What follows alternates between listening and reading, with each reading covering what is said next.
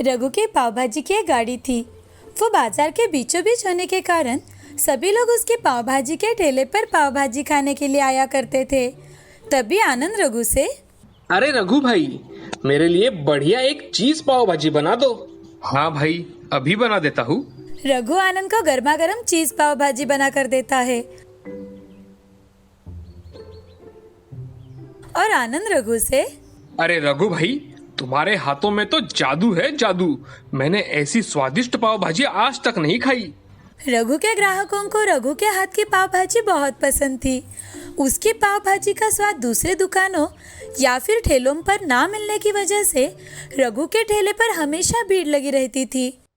रघु पाव भाजी बनाने की सामग्री के लिए सुबह जल्दी उठकर सब्जी मंडी जाया करता था और ताज़ी सब्जियां लाता था और घर जाते समय रघु मक्खन खरीदता था। इन्हीं सारी अच्छी चीज़ों से रघु का धंधा अच्छा चल रहा था और उसके खाने में स्वाद भी बहुत आया करता था।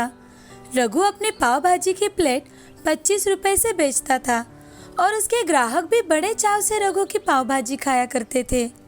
रघु का एक दोस्त था गिरिधर। गिरिधर बहुत ही लालची किस्म का आदमी था। वो घर घर जाकर अपने ठेले पर फल बेचा करता था। अगर बहुत से फल बेचने के बाकी रह गए तो रघु के ठेले के पास अपने फलों का ठेला लगवा देता था। रघु और गिरिधर एक दूसरे के सामने आते तो हमेशा ही बातें किया करते थे। तभी एक दिन गिरिधर बातें करते करते रघु से, अरे रघु भैया, आपकी पाव भाजी तो बड़ी ही स्वादिष्ट होती है। उसका स्वाद तो जैसे मुंह में ही रह जाता है। अरे गिरिधर, ये सब ऊपर वाले की कृपा है। तुम्हारे फल भी अच्छी तरह से बेचे जा रहे हैं ना?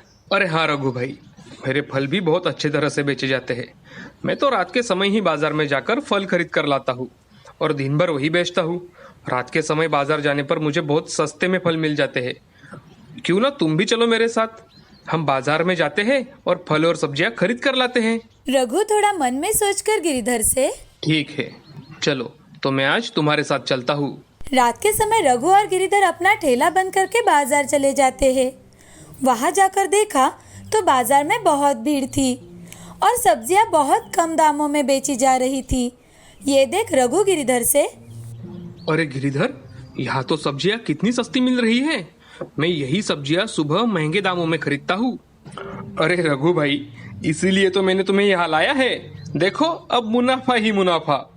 रघु ने उसको प्रतिदिन लगने वाली सब्जियां आधे दामों में खरीद ली और गिरिधर ने भी कल बेचने के लिए कुछ फल खरीद लिए। वो दोनों बाजार से घर चले जाते हैं। अगले दिन रघु ने उन्हीं सब्जियों से पाव भाजी बनाई।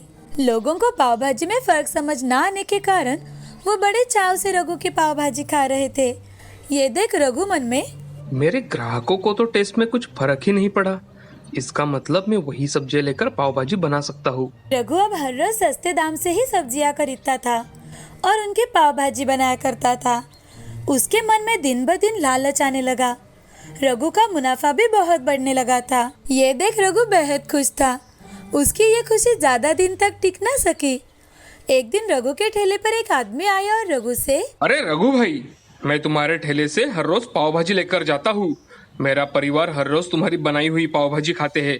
मेरे बच्चों को तो तुम्हारी पाव भाजी खाकर फूड पॉइजनिंग हुआ है।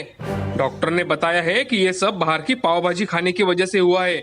रघु उस आदमी की बातें सुनकर बहुत डर जाता है और रघु उस आदमी से, मैंने तो पाव भाजी अच्छी बनाई थी और बाकी के लोगों को तो कोई प्रॉब्लम नहीं आया, सिर्फ तुम्हें ही प्रॉब्लम कैसे आया? अरे मैं झूठ थोड़ी ना बोल रहा हूँ। रुको, मैं तुम्हारी कंप्लेंट पुलिस स्टेशन में ही करता हूँ। ऐसा कुछ नहीं है भैया, तुम मेरी बात पर विश्वास करो। मेरी पाव भाजी बहुत अच्छी है। उस आदमी की बातें सुन रघु के ग्राहकों ने अपने हाथ में ली हुई प्लेटें नीचे रख दी और वहाँ से चल दिए। रघु अपने ग्राहकों को जाता देख उनको बहुत आवाज देता है, मगर उसकी बात कोई नहीं सुनता। वो अपने ग्राहकों को जाता देख मन में बहुत उदास हो जाता है और वो खुद को कोसने लगता है कि आखिर उसने गिरिधर की बातें क्यों सुनी। गिरिधर की बातें सुन रघु ने खुद का नुकसान कर लिया था।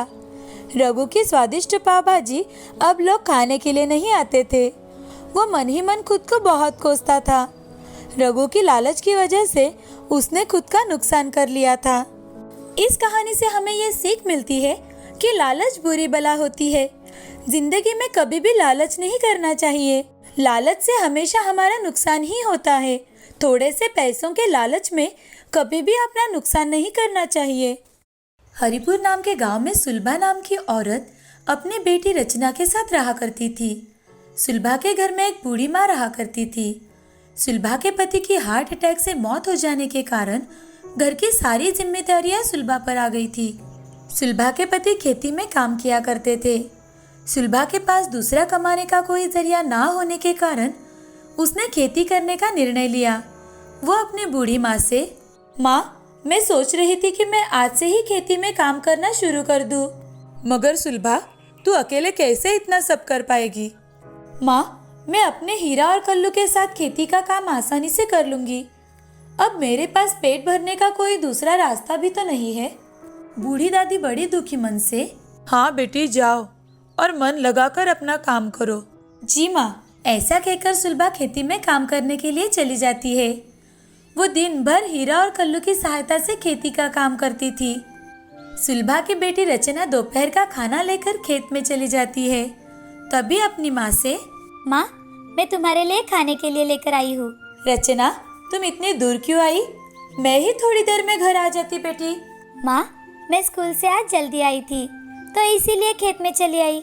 रचना हीरा और कल्लू के पास जाकर उनसे बातें करने लगी। हीरा, कल्लू, तुम भी बहुत थक गए होंगे ना? मैं तुम्हारे लिए अभी हरी घास लेकर आती हूँ। ऐसा कहकर रचना थोड़ी हरी घास लेकर आती है। हीरा और कल्लू हरी घास देखकर बहुत खुश हो गए और वो दोनों हरी घास खाने लगे। ऐसे ही दिन बीत रहे थे। सुलभा खेती पर बहुत ध्यान दिया करती थी। खेती करते करते सुलभा अपने परिवार तथा बैलों का भी ख्याल रखा करती थी। ये देख हीरा और कल्लू बहुत खुश थे। एक दिन बूढ़ी दादी और सुलभा फसल काटने के लिए इस खेत में गए हुए थे। तभी फसल काटते समय सुलभा के पैर के पास एक बहुत बड़ा सांप आया। हीरा ने सांप को देख लिया। तभी हीरा दौड़ते हुए सुलभा के पास आया। हीरा को ऐसा दौड़ता देख सुलभा बहुत डर गई। तभी हीरा ने सुलभा के पास आकर अपने सींगों से उस सांप को उठाया और दूर फेंक दिया। ये देख सुलभा और बूढ़ी दादी की आंखों में पानी आ गया। सुलभा हीरा से, तुम दोनों ना होते तो मेरा क्या होता? आज तुम्हारी वजह से मैं बच पाई हूँ। ऐसा कहकर सुलभा हीरा के गले लग जाती है। तभी बूढ़ी दादी उनके पास आकर हीरा के कंधे पर बड़े प्यार से सहलाती है और कहती है, सुलभा, ये दोनों सच में तुम्हारे बेटे ही हैं जिन्होंने आज तुम्हारी जान बचाई है। हीरा, तुम्हारा बहुत बहुत धन्यवाद। ऐसा कहकर बूढ़ी दादी और सुलभा अपना काम करने के लिए चली जाती है। हीरा भी खेत के बाहर कल्लू के पास जाकर घास खाने लगता है। सुलभा तो उन दोनों की जोड़ी देखकर और उनका खुद के प्रति प्रेम देखकर बहुत खुश हो जाती है। उस दिन सुलभा और बूढ़ी दादी जल्दी घर लौट आई। ऐसे ही दिन बीत रहे थे। सुलभा अपना काम बड़े मन लगाकर कर रही थी। एक दिन खेतों में आग लग जाने के कारण सभी किसानों की फसल जलकर राख हो गई। ये देख सुलभा और सभी गांव वाले बहुत डर गए थे, बहुत दुखी भी हो गए थे। घर आकर सुलभा अपनी बूढ़ी माँ से, माँ, हमारे खेत की सारी फसल जलकर राख हो गई है। अब हम इस साल क्या खाएंगे? हमारा गुजारा कैसे होगा? तुम इतनी चिंता मत करो सुलभा, कुछ ना कुछ हल तो निकल ही आएगा। माँ, हल कहाँ से निकलेगा? मुझे तो कुछ समझ में नहीं आ रहा। ऐसा कहकर सुलभा सर पकड़कर बैठ जाती है। तभी रचना सुलभा के पास आकर, माँ, हम कुछ ना कुछ जरूर करेंगे। कोई ना कोई रास्ता तो जरूर निकल आएगा। तुम चिंता मत करो। हाँ मेरी बच्ची। सुलभा और रचना की बातें बाहर खड़े हीरा और कल्लू सुन लेते हैं। वो एक दूसरे की ओर देखते हैं। तभी कल्लू हीरा से, हम अगर मालकिन की कोई मदद कर सकते तो कितना अच्छा होता। हे भगवान, तुम हमारी मालकिन की सहायता करो। हमारी मालकिन अकेली ही घर की सारी बागडोर संभाल रही है। हे प्रभु, सच में हमारी मालकिन की मदद करो, वो बड़े संकट में है। ऐसा कहकर हीरा और कल्लू भगवान की मन ही मन प्रार्थना करते हैं। तभी उनके सामने एक बहुत बड़ा प्रकाश पड़ा और एक देवी वहां प्रकट हो गई। देवी माँ हीरा और कल्लू से, हीरा, कल्लू, तुम दोनों अपनी मालकिन की मदद करना चाहते हो। ये बहुत ही अच्छा विचार है तुम्हारा। तुम्हारे मालिक के बाद इस घर को सच में तुम्हारी बहुत ज़रूरत है। तुम दोनों बहुत ही शक्तिशाली बन जाओगे। तुम्हारी शक्ति के दम पर तुम तुम्हारी मालकिन की मदद कर सकोगे। और मैं तुम दोनों को एक और वरदान देती हूँ। तुम दोनों अब आदमियों की तरह बोल सकते हो। इसकी वजह से तुम तुम्हारी मालकिन को मन की बात बता सकोगे। ऐसा कहकर देवी हीरा और कल्लू को आशीर्वाद देती है और वहाँ से अदृश्य हो जाती है। तभी हीरा और कल्लू सुलभा को आवाज देते हैं। मालकिन, मालकिन, बाहर आइए मालकिन। ऐसा कहकर दोनों सुलभा को आवाज देते हैं। तभी किसी की आवाज सुनकर सुलभा बाहर आकर देखती है तो उसे कल्लू और हीरा के अलावा वहाँ कोई नहीं दिखता। तभी कल्लू और हीरा सुलभा से, मालकिन, हम बोल सकते हैं। तुम बोल सकते हो? मगर कैसे? एक प्राणी भी बोल सकता है? मुझे तो कुछ समझ नहीं आ रहा। मालकिन, हमें देवी माँ से वरदान मिला है, इसलिए हम बोल सकते हैं। और देवी माँ ने हमें बहुत शक्तिशाली भी बना दिया है। अब हम बहुत शक्तिशाली बन गए हैं और अब हम आपकी हर तरह की सहायता कर सकते हैं। मुझे तो मेरे कानों पर विश्वास ही नहीं हो रहा कि ये सब सच है। ये सब सच है मालकिन। ऐसा कहते ही सुलभा दोनों की पीठ बड़े प्यार से थपथपाती है। उन दोनों के कंधे पर हाथ फेरकर सुलभा घर में चली जाती है। वरदान की वजह से हीरा और कल्लू आज बहुत खुश थे। अगले दिन हीरा और कल्लू को घास डालने के लिए सुलभा आती है। तभी हीरा सुलभा से, मालकिन, इस साल की प्रतियोगिता में हम दोनों भाग लेंगे और जीतेंगे भी। आप वहां जाकर हमारा नाम देकर आइए। वो प्रतियोगिता बहुत खतरनाक होती है हीरा। मैं तुम दोनों को खतरे में नहीं डाल सकती। मालकिन, हमें इससे कोई तकलीफ नहीं होगी। हमारे साथ देवी माँ का वरदान है और आपको इससे थोड़ी मदद हो जाएगी। ठीक है, तुम दोनों कहते हो तो मैं नाम लिखवा कर आती हूँ। ऐसा कहकर सुलभा वहाँ से चली जाती है और प्रतियोगिता में दोनों का नाम लिखवा कर आती है। 2 दिन बाद प्रतियोगिता होती है। प्रतियोगिता में गांव वालों के साथ साथ आसपास के गांव वालों के बैल भी शामिल थे। उसी प्रतियोगिता में हीरा और कल्लू दोनों भी शामिल हो जाते हैं। सभी अपनी अपनी गाड़ियों के साथ प्रतियोगिता में हिस्सा लेते हैं। सुलभा भी हीरा और कल्लू के साथ अपनी गाड़ी लेकर आती है। प्रतियोगिता में सुलभा के बैल पहले नंबर पर आकर जीत जाते हैं। सुलभा और गांव वाले बहुत खुश हो जाते हैं। सुलभा को प्रतियोगिता का इनाम 20,000 रुपये दिए गए। सुलभा अपने बैलों के साथ घर लौट आती है। बूढ़ी दादी माँ हीरा और कल्लू की आरती करती है और उन्हें अच्छे अच्छे पकवान खाने के लिए देती है। ये देख कल्लू। दादी माँ, आपने इतना सब हमारे लिए किया। आज तुम दोनों ने प्रतियोगिता जीतकर हमें बहुत मदद की है, इसीलिए। हाँ माँ, आप सच कह रही है। ये दोनों सच में मेरे बेटे ही है। रचना के पिताजी जाने के बाद मुझे इनका बड़ा सहारा मिला। मालकिन, ये आपका बड़प्पन है जो आपने हम जैसे जानवरों को बेटा बनाया। ऐसा कहकर हीरा और कल्लू उनका खाना खा लेते हैं और आराम करने चले जाते हैं। सुलभा भी 2 बेटे मिलने की खुशी में बहुत खुश थी। आज सुलभा को रचना के साथ साथ जीवन में 2 बेटे और मिले थे। वो भगवान से हाथ जोड़कर, हे भगवान, आपने मुझे इतने अच्छे बेटे दिए हैं कि मैं आपको बहुत बहुत धन्यवाद देती हूँ। मैं हमेशा आपकी आभारी रहूंगी। ऐसा कहकर सुलभा भगवान के सामने हाथ जोड़ती है। अब हीरा और कल्लू की सहायता से सुलभा अपने कठिन से कठिन काम कर लिया करती थी। उन दोनों की सहायता से सुलभा अच्छे से जीवन बिता रही थी। इसीलिए दोस्तों, प्राणी भी हमारे जीवन का एक हिस्सा है। अगर उन्हें भी आदर तथा प्रेम दिया तो वो बदले में हमें प्रेम ही देते हैं। इस कहानी से हमें यह सीख मिलती है कि प्राणी भी हमारे जीवन का एक हिस्सा होते हैं, इसीलिए उन्हें भी आदर और प्यार दे।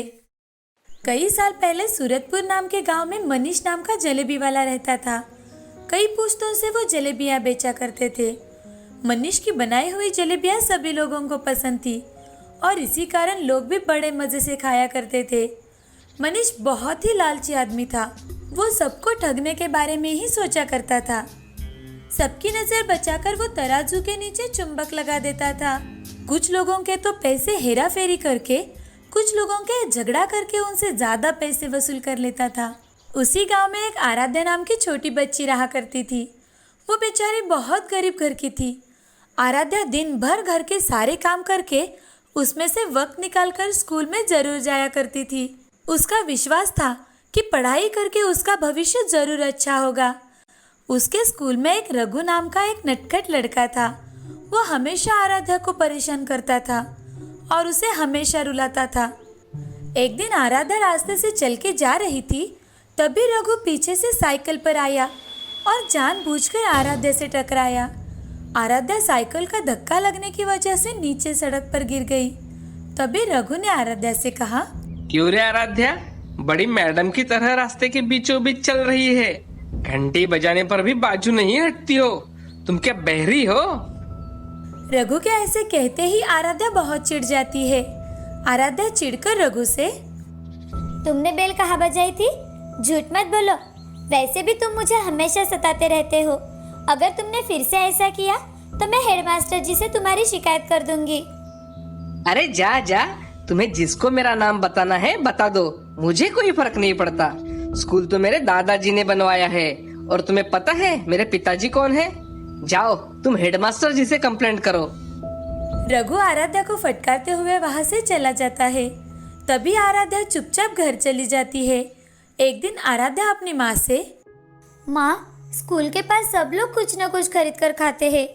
मुझे भी खाने का मन करता है, मगर आपके पास पैसे नहीं है ना, इसीलिए आपसे मांगने के लिए सोचती हूँ। आराध्या की बातें सुन उसकी माँ सुमति आराध्या से, हे भगवान, मेरी गरीबी के कारण मेरी बच्ची मुझसे कुछ मांगने के लिए भी सोचती है। ऐसी परिस्थिति किसी माँ पर ना आए। ये 10 रुपए लो और इससे तुम्हें जो मन में आए वो खा लेना। ऐसा कहकर सुमति आराध्या को 10 रुपए दे देती है और वहां से चली जाती है। तभी आराध्या 10 रुपए लेकर बाजार में चली जाती है। वहां जाकर आराध्या एक जलेबी की दुकान के पास आती है। जलेबी की खुशबू सूंघ आराध्या वहीं ठहर जाती है। मनीष दुकान पर गर्मा गर्म जलेबी बना रहा था। गर्मा गर्म जलेबियों की खुशबू सूंघ आराध्या के मुंह में पानी आ गया। आराध्या वहीं खड़ी रह जाती है। तभी मनीष आराध्या से, अरे क्या चाहिए बेटी तुम्हें? गर्मा गर्म जलेबी दूं क्या? आपकी जलेबियों की खुशबू बहुत अच्छी है। जलेबियाँ कैसे दे रहे हो चाचा? तभी मनीष आराध्या से, 1 किलो 240 की, आधा किलो 120 और 1 पाव 60 रुपए की, 10 रुपए की एक जलेबी। जलेबी के भाव देखकर आराध्या मन ही मन, बाप रे, यह तो 10 रुपए की एक ही जलेबी मिल रही है। इस जलेबी से मेरा पेट तो नहीं भरेगा। ऐसा करती हूँ कि ये पैसे लेकर अपनी माँ को दे देती हूँ। माँ ने कितनी मेहनत से रुपए कमाए हुए हैं। ऐसा सोचकर आराध्या वहां से जाने लगती है। तभी मनीष आराध्या से, बताओ बेटी तुम्हें कितनी जलेबी दूं? मुझे जलेबी नहीं चाहिए चाचा, मैं तो सिर्फ देखने आई थी। अभी के अभी मुझे 10 रुपए दो, नहीं तो मैं तुम्हें यहाँ बांध कर रखूंगा। उसकी बातें सुन आराध्या बहुत डर जाती है और आराध्या मनीष से, चाचा, मैंने आपकी दुकान से कुछ भी नहीं लिया और मैं आपको किस चीज के पैसे दे दूं? तुम कब से मेरे दुकान के सामने खड़ी होकर जलेबियों की खुशबू ले रही हो और मुझसे ही कह रही हो? मेरे जलेबियों की खुशबू लेने के भी पैसे लगते हैं, समझी? मैं कहाँ से दूं चाचा, मैं बहुत गरीब हूँ। अरे मुझे उससे क्या मतलब, मुझे मेरे पैसे चाहिए, वरना तुम यहाँ से नहीं जा सकती। मनीष की बातें सुन आराध्या रोने लगी और मनीष फिर से आराध्या से, अगर पैसे नहीं दे सकती तो यहाँ मेरी जलेबियों की खुशबू सूंघने क्यों आई? चलो निकालो पैसे, मुझे सब पता है तुम गरीबों के नाटक। आराध्या रोने लगती है। तभी उसका दोस्त रघु वहां से साइकिल से जा रहा था। वो देखता है कि आराध्या उस दुकान के सामने खड़ी रो रही है। साइकिल एक जगह खड़े करके रघु आराध्या के पास आया और आराध्या से, अरे आराध्या, क्या हुआ? तुम यहाँ ऐसे क्यों रो रही हो? आराध्या ने सारी बातें रघु को बताई। तभी रघु आराध्या से, आराध्या, मनीष जी ने कोई गलत बात नहीं कही। ये तो उनकी जलेबियाँ है। अगर कोई इसका सुगंध लेगा तो पैसे तो भरने ही पड़ेंगे ना। लाओ, तुम्हारे पैसे मुझे दे दो। आराध्या ने रघु को पैसे दे दिए। बेचारे को कुछ समझ ना आने के कारण वो एक ही जगह भूत बनकर खड़ी रह गई। तभी रघु ने वो 10 रुपए के सिक्कों को अपने हाथों के बीचों बीच ले लिया और उन्हें जोर जोर से हिलाने लगा। उन पैसों में से खन खन खन ऐसी आवाजें आने लगी। तब मनीष ने रघु से कहा, मनीष जी, क्या आपको पैसे की आवाज आ रही है? हाँ हाँ, मैं सुन रहा हूँ। मैं कोई बहरा नहीं हूँ। खन खन सिक्कों की आवाज मुझ तक पहुँच रही है। तो आपने पैसों की आवाज तो सुन ली, अब मैंने भी आपको पैसे दे दिए, समझे? क्यों रे बच्चे, ज्यादा नाटक कर रहा है क्या मेरे साथ? कहता है कि पैसों की आवाज सुन लेने से पैसे मिल गए। ज्यादा होशियारी की ना तो तुझे भी दुकान में बांध दूंगा। तभी रघु मनीष से, क्यों, जलेबी के सुगंध के पैसे आप मांग सकते हो, तो मैं क्या आपको पैसों की आवाज भी नहीं सुना सकता? अरे अंकल, तुम्हारा ये नाटक मेरे सामने नहीं चलेगा। जानते हैं मैं कौन हूँ? इस गांव के जमींदार का बेटा हूँ मैं, और ज्यादा होशियारी की ना तो पापा से बोल दूंगा और वो पुलिस से उठवा कर तुम्हें जेल भिजवा देंगे। ऐसा सुनकर मनीष हक्का बक्का रह गया। तभी रघु के साथ आराध्या उसकी साइकिल पर बैठकर चली जाती है। थोड़ी दूर पहुंचने के बाद रघु उसे साइकिल से उतार देता है। तुम तो मुझसे चिढ़ते हो ना, फिर तुमने मेरी सहायता क्यों की? आराध्या, तुम मेरी दोस्त हो और कोई मेरे दोस्त को रुलाएगा तो मुझे बड़ा गुस्सा आ जाता है। मेरे पिछले बर्ताव के लिए मुझे माफ कर देना आराध्या। कोई बात नहीं, तुम मेरे सच्चे दोस्त हो। तुमने मेरी कितनी मदद की है, थैंक यू। वो दुकानदार मेरे दोस्त को कुछ भी बोलता रहता और मैं सुनता रहूं, ऐसा कभी हो सकता है क्या? इसलिए मैंने उसे सबक सिखाया। वो बहुत ही लालची है, उसके दुकान पर कभी मत जाना। हाँ, मैं कभी भी उसके दुकान पर नहीं जाऊंगी। फ्रेंड्स, ऐसा कहकर रघु ने अपना हाथ आगे बढ़ाया। तभी आराध्या ने भी अपना हाथ आगे बढ़ाते हुए फ्रेंड्स, ऐसा कहकर दोनों ने हैंडशेक कर लिया और उसी दिन से दोनों में गहरी दोस्ती हो गई।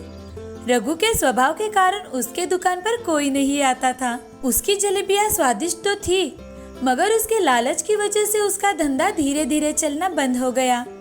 मनीष का लालच उसका पुरखों का धंधा ले डूबा। इस कहानी से हमें ये सीख मिलती है कि लालच बहुत बुरी बात होती है। लोगों को ठगना नहीं चाहिए। इन सब से हमें हमेशा दूर रहना चाहिए। लालच बुरी बला होती है।